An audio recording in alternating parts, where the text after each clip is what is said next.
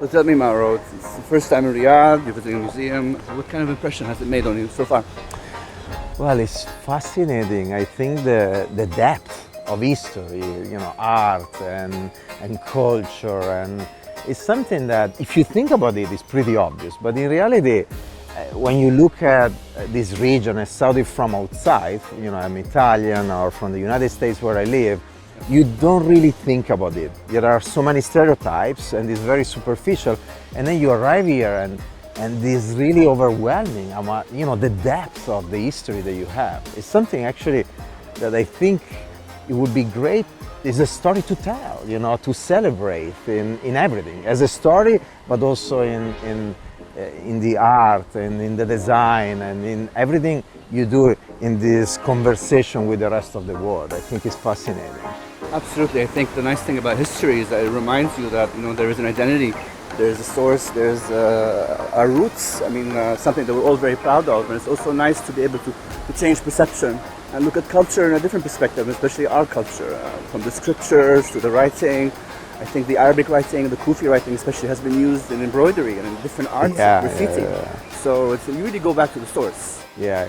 I think the challenge is how to put all of this in communication with the rest of the world. So how do you preserve and celebrate the integrity of that heritage, of that identity, and then you put it in dialogue with other identities and other cultures, and what is that dialogue? I think it's one of the richnesses of this region, and it's so important to tell the story because it's a fascinating story, and it could really help also through art and design to build bridges between different cultures around the world in this sort of global dialogue.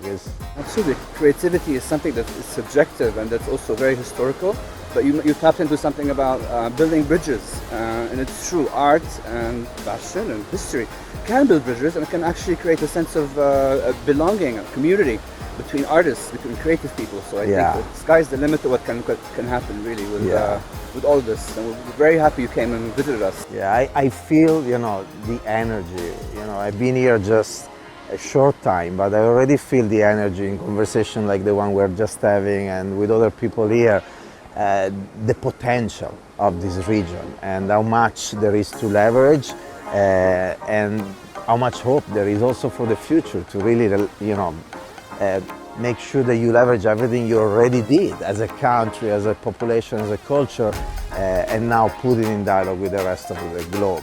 Absolutely. There's so much untapped talent that we're not aware of, and it's all about creating a platform, giving opportunities. We're at a stage now where it's very progressive. So many great new things are happening, and many industries are opening up, whether it's art, whether it's fashion, whether it's even history, preservation of the arts. I think this movement is what will also put us on a different perspective as well. Definitely. Fantastic. Thank you for guiding me here. Thank you for coming and sharing your journey and sharing ours as well. It's a pleasure having you.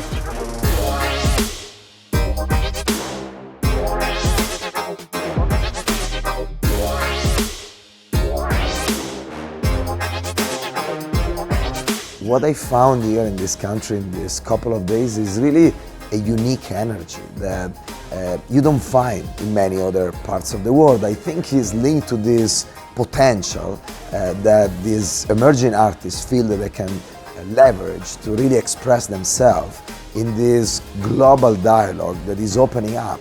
And so it's a unique opportunity I think they have, that I'm witnessing, and I think they really feel it. And when you talk to them, you can feel it yourself.